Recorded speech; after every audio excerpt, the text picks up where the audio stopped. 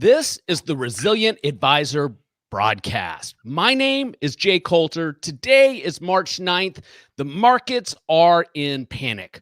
We're recording this at 10 a.m. Eastern time. We've already had our first limit down lock. My guests are Lenore, Hawkins, and Chris Versace of the Tematica research team. Chris is just outside of DC. Lenore is in the heart of the quarantine zone in northern Italy. Lenore, let's start there. What's going on in your world? Yes, well, it's gotten smaller. So Sunday, the Italian government quarantined roughly 25, well, actually a little bit over 25% of the population of Italy. That is the 8th largest country by GDP in the world, just quarantined over 25% of its population to try and slow the spread of the coronavirus, because the hospitals, it basically comes down to this. The hospitals are simply not able to keep up with how many people need serious care. So they're trying to slow it all down, keeping us in. I'm right here. I'm about 15-minute drive from the Swiss border, and I can't go there. The police are out to make sure that people don't congregate. People over 70 are asked to stay home. People that I know that are in that age room, they're not leaving their homes. It's like, I'll go get your groceries for you. But we've all endured a bunch of surgeons. You walk in the door, get back home, you're like, scrub. I think this is going to have a lasting impact on the world, the way we interact, the way we perceive risk. I mean, this was just not something that anybody ever considered possible in the developed world. It was one thing when it happened, in some crazy place that most people couldn't pronounce. But Now it's happening home. And the economic impact is going to be massive. You've got where hotels in Venice have less than 2% occupancy. I mean, that didn't happen in the depths of the financial crisis.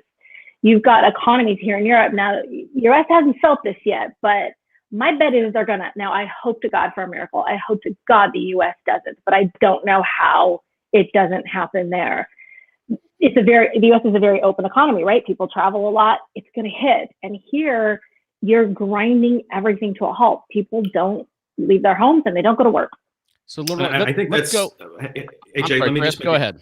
Let me just point this out. So you covered a bunch of that stuff in our NASDAQ daily markets this morning. You're talking about fines being instituted, other things happening to people in Italy who are moving around. But we also talked about how, this is an evolving story, right? About 5 weeks ago, it was China.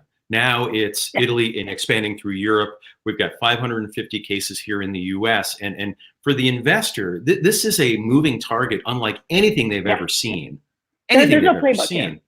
No, but it gets better, right? What did we have this morning? Effectively, as you pointed out, exactly We're not in the oil war because we don't have enough with the global pandemic. We need to now have a massive oil crisis. So hang on, guys. I want to get into all of the market data. I want to get into the implications.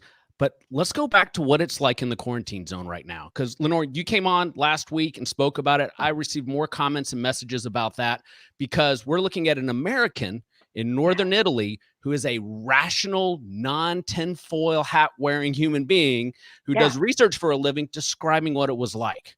What has changed in the last week since we last talked about what was going on, boots on the ground for the citizens of northern Italy? Fear. It's changed from, I'll wash my hands, I'll be careful, to terror on two fronts. One is what we're seeing with the hospitals, because what Italy did in the US has not yet done. Italy, when this thing first hit, and keep in mind, it hit Italy 3 cases 16 days ago, and we're now over 7,300 cases and almost 370 deaths. 16 days. When this hit, immediately the Italian hospitals, basically, if it was not an absolutely mandatory surgery, you're gone. They cleared the hospitals of everyone that didn't have to be there. They then changed the physical structures of the hospital to try and make it easier to have people come in who are potentially sick with this and quarantine them off to try and slow the contamination. And Italy has been testing like crazy, which is one of the reasons the numbers here are so much higher. And just to make it clear, anybody wants to try and say, well, Italy, the healthcare is not that great. Trust me, I've had to deal with like pretty impactful healthcare issues, both here and in the US. I would come here, like the healthcare is spectacular. The healthcare here is great. So it's not that we can push that off. So now what we're seeing is like, well, God, I mean, maybe I won't get that sick, but if I do, is there a place I can go? Because if I can't get to a hospital and get oxygen, I'm just going to die. And the mortality rate will skyrocket. That's the terror right now. And that is why they've done the quarantine, because the hospitals, they just can't keep up with how many people need oxygen. So that's on just the personal health side. On the economic side, it is, Jesus, are we heading to forget recession? That's a guarantee. Italy will have a recession this quarter because we will be in a recession. Last quarter, it was already, the economy was contracting. It's definitely a recession. Is this going to be a massive depression? And the government is getting poised, everything stopped. You can't invest here, like private investments aren't going on. Everyone has just stopped because we don't know where this is going. Just imagine when economic activity, all but like the bare minimum, stops. So that has led to enormous panic. We've had people committing suicide because they don't think they can possibly stay above water. I mean, I can't stress enough that this is something we've never seen. So Lenore, I spoke with Chris over the weekend a couple of times, and Chris, you have some concerns about what's going on in South Korea as well, to kind of start looking across the road. Chris, what are you seeing? So they say things happen in threes, right? So over the weekend we had the massive spread of the coronavirus. We talked jokingly very quickly about the what's shaping up to be an oil war between Saudi Arabia and Russia, with the ramifications, a huge collapse in oil prices, as if the slowdown in the global economy wasn't enough to impact oil demand. But the third is correct.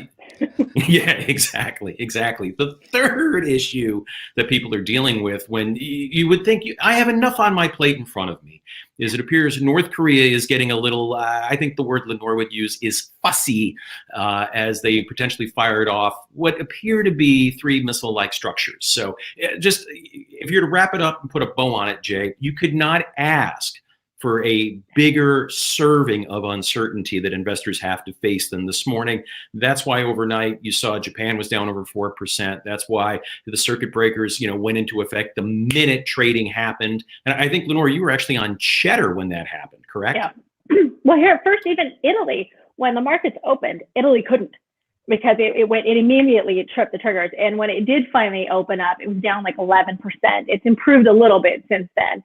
And the S&P this morning, I mean, it was a couple of minutes, and trading had to be halted because it went down. It triggered the 7% decline. Once it goes down 7%, there's a 15-minute stop, just to give everyone a breather.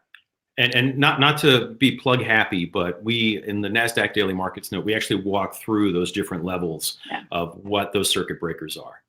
Because it was definitely looking like that's going to happen. I mean, talk about a triumvirate on a Monday. Yeah. So, well, let's talk about it. It's in your note, but for folks who are watching live right now, or even replay viewers, walk us through the circuit breakers. Now, most of our audience are financial advisors, but for the folks that don't know, what does it look like today? Okay, so the first breaker we hit, that's 7% down. You stop for 15 minutes. The next, that's a level 2 or level 1. Level 2 is when we drop 13%. Then that's another stop for 15 minutes. And then a level 3 is if you drop 20%, it stops for the day. Okay.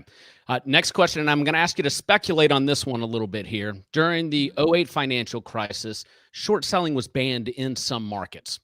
What would happen here domestically? A, has it happened here domestically, to your knowledge? And B, what would happen here to existing short positions in the markets in general, should they decide to take that type of action if we experience extreme volatility? So we saw China actually early on in the coronavirus stop short selling. Okay.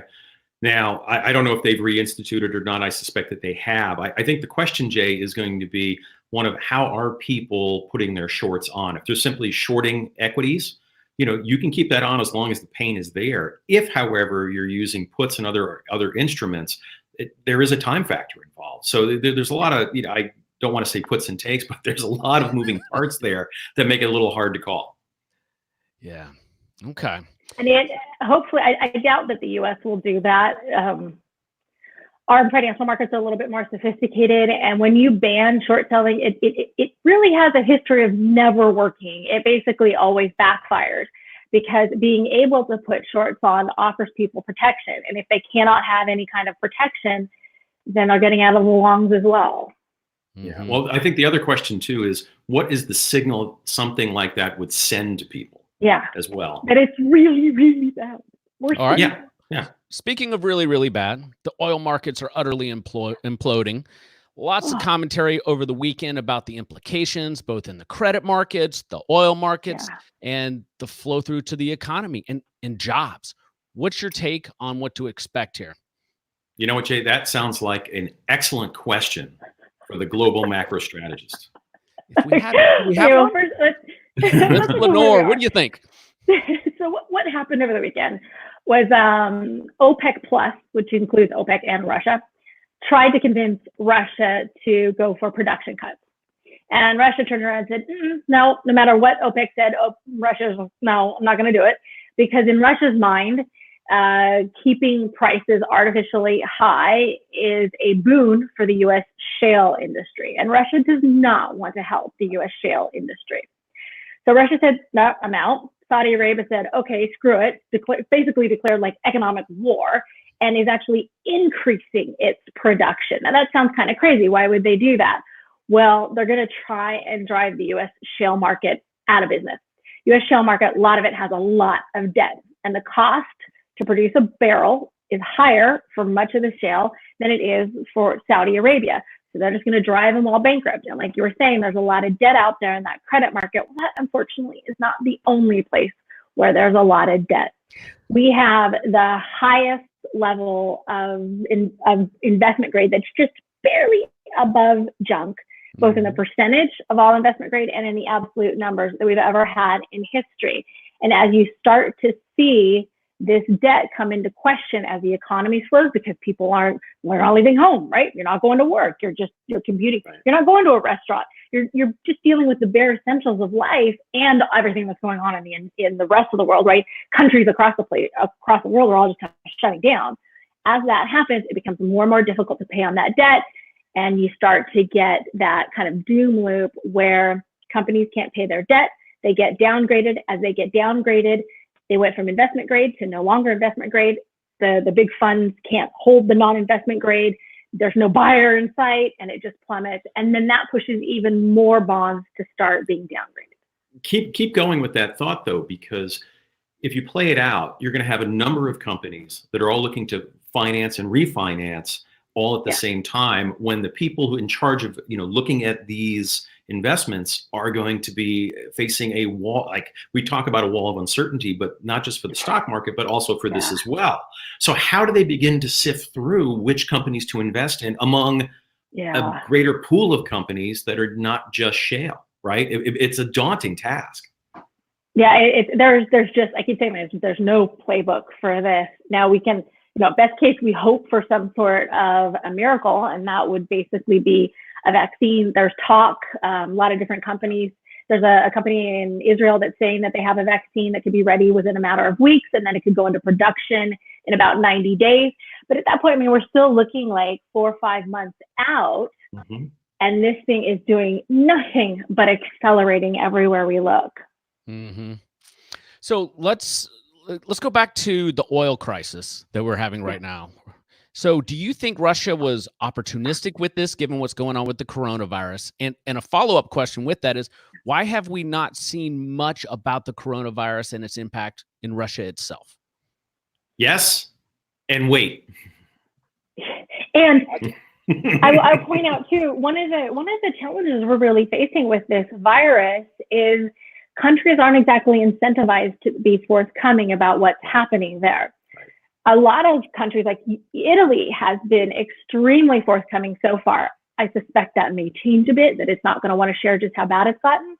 But it was one of the ones that started testing everybody. I mean, testing thousands a day, while the U.S. had not even yet tested 1,000 in total, and sharing that information. And look at what's happening to the tourist industry. I mean, the cancellations are astounding, and Italy's in panic. So other nations are going to look and go, oh, geez, do we really want to tell people how bad it's gotten here? And if you're Russia, one, you don't have a history of terror of wanting to share with the rest of the world, and two, you have a history of kind of the Potemkin village strategy of engaging in war, and this is an economic war that they're engaging in with the United States with respect to the oil industry. So they're not going to want to tilt their, give their hand to say like, we may be in trouble too. What I find interesting about that is there's a lot of talk about how the numbers coming out of China were not exactly legit. And I think that, to the extent that Italy shares a lot more information than other European countries do, I think the rest of the world will get their arms around this. That's what I would certainly hope for. But I agree with you that Russia, what's their incentive to be totally forthcoming here? Right. I mean, we've even had Spain, France, and Germany were not exactly testing much either. So Italy was fairly unique in how much it was testing and how much it was sharing about the tests. Okay. Well, let's look at some positives here. Let's look at near-term investing opportunities. You mean the fact that maybe politicians might get sequestered and they won't be able to talk? You mean positives like that? Wow. A break in 2020 election. Right? Always a silver lining. That would be a fantastic positive for sure. But all kidding aside, though, sorry to hijack it, but you think about it, right? You've got, Bernie Sanders is going to be holding rallies. Biden's going to be holding rallies. This could actually have a pretty interesting impact on what the Democrats, deal with, right? It's going to be a big race. Now, I know the latest polls, I think, are saying Biden's way ahead, but we'll see. This is going to have reverberations that we haven't even really thought about. Yeah. I think that's the message. Without a doubt. So let's look at it through the investor's lens, specifically for advisors building portfolios. And let's look at it near term and long term to separate. And nothing drives me more crazy. There was somebody on the New York Stock Exchange this morning after the limit down saying, you got to be a long-term investor. That's what everybody says when the market's down. Let's look short term. Let's look long term as well. But right now, today, what do you do if you're constructing portfolios? Chris, let's start with you. Well, look, I think the biggest mistake you can make is kind of have a knee-jerk reaction. And I think that's what you're going to see today. A lot of people are going to be like, and freak out. Now, does it make sense to, if you haven't already, and I'd be surprised if people haven't done it already, but, raise cash, get more defensive. That could mean cycling your portfolio into, inelastic goods and services, at least until now, more U.S. focused companies. Those make sense. If you were smart, you would have slapped on some inverse ETFs as well, get a little hedging, given what was going on and the likelihood that this is going to spread across the globe. I mean, that is a high likelihood. So the issue is when you see a day like today, you're a little late. I hate to break it to you, but you're a little late. Yeah. And if you do go to sell, you are going to feel the pain on that. So you might, want to hang on a little bit. As we saw last week, the markets are extremely volatile, trading on the latest news that we hear. Perhaps we get another bounce, tomorrow, the next couple of days, let things settle out. The issue, again, is if you're looking to put your defensive move on now, you're a little late in the game. And for folks who've been, I'm sorry, go ahead, Lenore. But the good news is that this is going to create a lot of opportunities that you didn't have 2 months ago. I mean, we've been talking about how this has been the absolute ludicrous season where we had earnings contracting quarter after quarter after quarter. And yet the stock market kept going up and up and up. And we got to the point where it was back to this time it's different. Right. And we'd had just constant FOMO, right? Where people, because the market kept going up, so people kept believing the market was going up, and everyone was trained by the dip. And those people who didn't buy the dip were just decimated. And now that's really backfiring, which we knew was going to happen at some point. Now, the good news, though, is what were you going to do in January of this year? What were you going to do? Where were you going to put your money when everything, it was the everything trade. Everything was so richly priced. By many measures, it was more richly priced than we'd ever seen in history. Well, that's quickly not becoming a problem. So for those who looked at that and said, and that's, Chris and I have been talking about this for a while, that this was a very dicey situation. It had no one thought that this was what was going to do it, but it was going to be something. Whenever you have valuations that high, at some point, You can never know when, and you can never know what exactly is going to do it. But this was going to happen. And now that means that going forward, there's going to be some opportunity. So that is really the good news. Well, I agree with. Hey, Chris, let's talk about some themes that could be impactful now. So I realize, we're shifting gears, Jay, and you're, potentially talking out of the other side of your mouth as we shift to long-term investing, which everybody likes to talk about. But that's really what we look at. These structural changes that give rise to opportunities, not 1 month, 3 months, 6 months. We're talking 12, 18, 24 months out. And in some cases, we've written about this, we've talked about this with you and others, Jay, that I think what we're seeing now unfold as a result of the coronavirus and the changing behavior in the short term is only going to be gas on the fire for some of these themes that we have. For example, think of our digital lifestyle investing theme. What are people doing? Ordering food in, ordering groceries sent to them, sitting him and binge watching, right?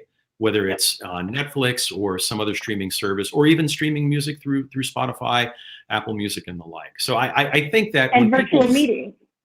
Yeah. Oh, that's right. And Zoom virtual conferences. Well, it's not just Zoom technologies, which that stock, to quote some folks, has been on fire. Yeah. A little bit. The other one, though, is Microsoft. Remember, they bought Skype and they're rolling out Teams, and they said that year to date, that business is up 500%. Now, let's put a note of caution in here, because I'm old enough to remember when 9/11 happened, and I was traveling quite a bit when I was a Wall Street equity analyst at the time. And immediately afterwards, no one was ever going to fly again. Yeah. Ever. Video conferencing stocks exploded, okay? But over time, what happened? Things got back to normal. People had to travel for business. People wanted to go on for vacation and the like. So, this too, at some point, will pass. We will get back to normal behavior, which is why I think that we kind of subscribe to a longer term perspective, and we can marry it with the comment that Lenore made before, which is, you know what? You are going to be able to get some wonderful companies. Yeah. Thematically well-positioned companies at prices you have not seen in some time. So if you take that longer perspective, part of that digital lifestyle too, part of that digital lifestyle is about the world being so incredibly interconnected. And there's a lot of people out there, and understandably likening this to the Spanish flu and that massive global pandemic that ensued. I don't think, like, as much as I'm in the middle of a quarantine, so I'm a little predisposed to be nervous, but we have unbelievable technology today that we did not have way back then. And you have people all over the world working their butts off to find vaccines and treatments for this. So, and I'm very optimistic that that's going to happen. Now, when, I don't know, but that is going to happen. So this is not something, I don't see this being something that is going to terrorize the world for years to come. So when, not if, right? Yeah. So that's something to really be watching, advancements on that. Yeah, and to Lenore's point about companies working hard, I don't think a day has gone by that I've gotten 4 or 5 emails from Postmates, DoorDash, and other companies that are looking to capitalize on the pain that this is. So when you step back, Jay, I think what we're going to wind up seeing is probably, from an economic perspective, a steep V, right? Mm-hmm. The question is, how wide will that V be? Will it be like this or like this? Mm-hmm. Other things from a thematic perspective, will we see a slowdown, or a stop, I should say, rather, in 5G deployments? No. Might it take a little longer? Yes, but it's not going to stop. Are we going to see a stop in global travel forever? No. Are we going to see a stop in the rise of the new middle class, India, and certain parts of Asia? No. And on that, you actually might see, in a way, you're going to see some spending benefits out of this. Because, for example, in Italy, just being devastated, it's so bad that this whole government can't spend and deficits and all of that. And this is coming from someone who's really, really, really not a fan of deficit spending. But at this point, how do you argue against the government stepping in? And so I think what we're going to see is a lot of government spending in these areas like a 5G helping out there to really get the economy going again. So there will be some definite winners out of this because it's been so bad. Now, let me ask you, Lenore, we've seen the Fed had emergency 50 bips cut last week. There's talk that they're going to do more. I think the New York Fed is making some noise about that today. CBOE FedWatch is saying, we're going to get another 50, if not more, next week. So you and I agree, I think, that to some extent, the Fed is pushing on a string, right? How does all this help a medical crisis? But let's go a little further in our thinking, right? What happens, do you think, when the crisis starts to wane down and all of a sudden rates are so low compared to where they were this time last year? Do you think that fires the economic engine? So we're not a wide recovery. We're quicker. Yeah, I think the question is going to be what the path is of the pandemic and how quickly people, how this gets resolved. So how quickly people are comfortable going back to their lives, pre-coronavirus. So I'm laughing because you know that all throughout the Chipotle crisis, nothing deterred Chris from going to Chipotle. So I think you're right. I think there are going to be some people that are, a lot of Pepto helps. What I was going to say is that I think that you're right. There's going to be a segment of the population that are going to be very conservative. There's going to be another segment of the population that are going to be a little more carefree. And then the question is, what does the middle do, and how quickly do things get back to work? Yeah. And then sorry, Jay, sorry, Jay, to hijack your podcast. No worries at all. This is definitely a different type of podcast, given everything that's going on. So we didn't talk about this beforehand as a topic, but what other fiscal stimulus could you see? If you guys are in the V camp, it's got to be more than monetary. What fiscal policies could you see here domestically or international to drive that? Spending. I think we're going to see government spending, the likes of which we have not really seen. I mean, this is almost, I think this has a potential to be somewhat like a world war in how much demand destruction is done, and they're going to be desperate to get it going. And it is so bad that you're not going to be able to have finger wagging. Right. But how do you think that'll happen? And I'm asking you this in part because the question was posed to me with our good friend Matt Ray on America's First News this morning, where he said that the government, they're looking at specific industries and what they're going to do, everything from helping airlines to this or that. And I'm thinking about this, like, let's take the cruise industry, which is battered beyond recognition. And airlines. Right. But, people need to fly to get to, certain meetings and stuff. You don't necessarily need to go on a cruise, right? So I was just thinking it through, like, what possible incentives could the government give you to go on a cruise now? I just don't. That's not happening. That's not happening. I don't see that. But look at what is happening in the bond market. We have the U.S. 10-year Treasury has hit a level. I mean, it is truly mind-boggling how low this thing has gone. But we've been saying for a while that we were seeing U.S. rates are probably going to go towards zero because we were the only ones that didn't have rates below zero. And the U.S. 10-year has gone way below 0.4% on the 10-year. For reference, it was 1.92 at the end of 2019. And the lowest prior to this slide, the lowest it had ever been was just under 1.4. And now we're below 0.4. So now why do I bring that up? Well, when you get these politicians, which understandably, like we got to do something to get the economy going once this pandemic kind of resolves. They gotta help all of these people. I mean, just think of all the restaurants. Like if what is happening here, it happens in the U.S., restaurants, there's no one there and they're having to close down. In Italy, actually, restaurants are not allowed to be open after 6 o'clock. If they are open during the day, and a lot of them are choosing to close, they have to keep a certain distance between everyone in the restaurant and who actually even wants to go, right? So you've got restaurants getting destroyed.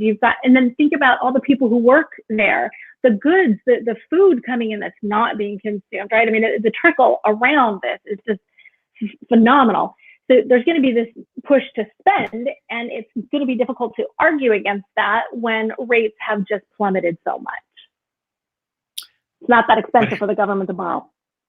And I think one of the issues that's going to make this a little tricky is if we look at government spending, the government can't bless certain industries over others.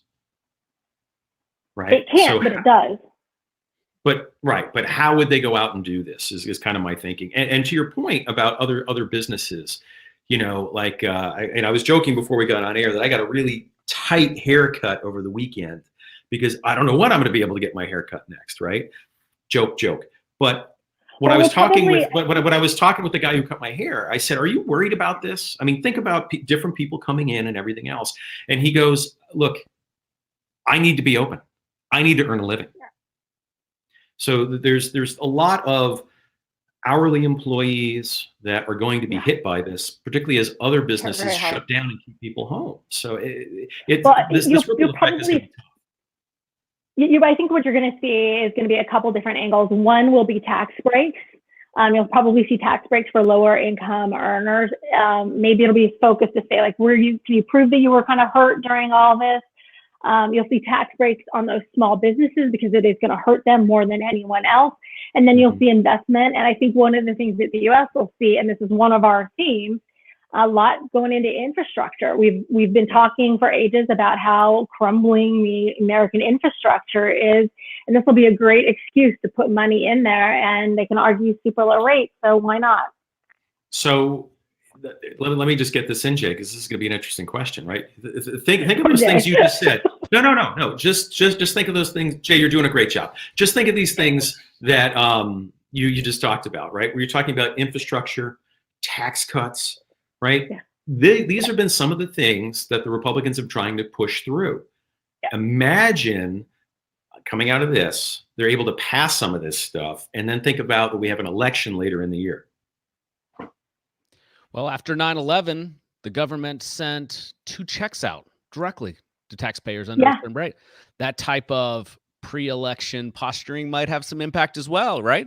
Well, right. Absolutely. But I mean, the Fed is doing stuff that they almost never do in election year, right? Which is monkey with monetary policy, and they are going to turn the spigot on big, as we discussed previously. Okay. So then, and let's wrap up with this because we're already 30 minutes, but this is a different kind of day for sure. There are long-term implications to destroying the currency by letting rates go as low as they are. Yeah. We could be Japan, or we could end up in an inflationary environment, or I guess everybody's hoping something in between. What's your take? I think inflation is going to be okay. First off, I hate the word inflation because it means so many different things to different people.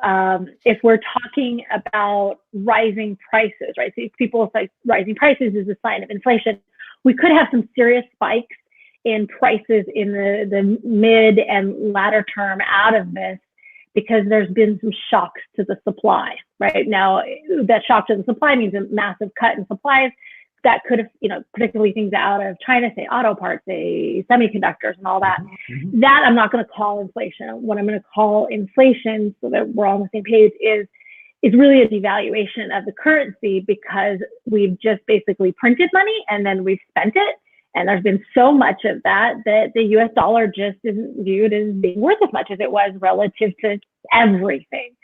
I think it's going to be a bit tough to get a whole lot of that going on a global level as long as we still have so many deflationary forces. And those deflationary forces were, one, the aging of the population in the developed world, because we built up an infrastructure to supply for a massive population, and then that population got older and you don't have that growth rate, because we had that growth rate with the baby boomers. You don't have that growth rate behind it.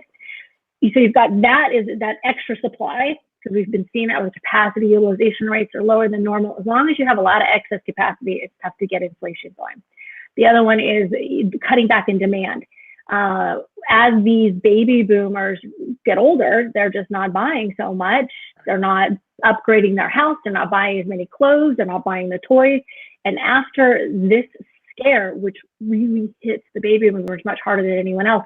Plus the what the hit is to the market. And those baby boomers are way over invested in equities. They're going to be very frightened. Their savings, which already got hit once, is going to get hit hard again. So they're going to be even less inclined to spend, which means a suppressed demand for things, which again, that's tough to get inflation going when you have excess supply and low demand. And think of all those people that are undersaved, not just people on the cusp of retiring, but before that. And then you think about how this is in the last, 10 years, let's call it, 2 big hits to the stock market. I wouldn't be surprised if we come out of this where people are a lot more hesitant about the market. Excellent. Yeah. Chris, and Lenore. Hang on. Wait. I got one other thing. One thing. I'll be quick. And this gets back to the notion of inflation or hidden inflation. Yeah. I wouldn't be surprised if we see an acceleration in differentiated and smaller packaging types. And what I mean by that is, if you go to the store today, you go to buy a pound of coffee, sorry to say, it's 12 ounces. You want to get a pound of pasta, sorry, it's 14.5 ounces. If you want a pound of bacon, sorry, 12 ounces. Prices are the same. Yeah. That is a hidden form of inflation. I would not be surprised if we see more of that. Excellent. Back Chris, to you, Jay. Lenore, I appreciate you guys coming on the podcast. Thanks, Jay. This was an incredibly informative episode, and I enjoyed it given everything that's going on in the markets. Most importantly, I appreciate your time because I know it's important today. All right. Thank you, Jay, for allowing us to spouse the way we do.